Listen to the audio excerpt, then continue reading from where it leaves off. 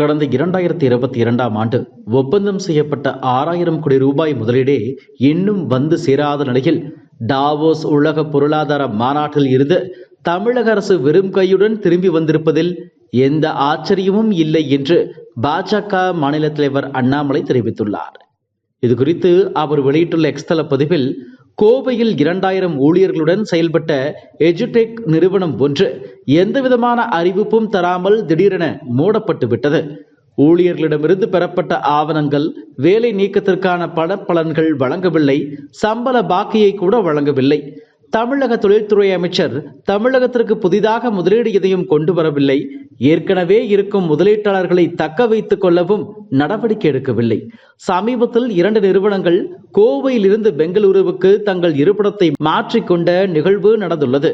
கடந்த 2022ஆம் ஆண்டு துபாயில் ஒப்பந்தம் செய்யப்பட்ட 6000 கோடி ரூபாய் முதலீடு இன்னும் வந்து சேராத நிலையில் டாவோஸ் உலக பொருளாதார மாநாட்டில் இருந்து தமிழக அரசு வெறும் கையுடன் திரும்பி வந்ததில் ஆச்சரியம் எதுவும் இல்லை என்று அண்ணாமலை தெரிவித்துள்ளார்.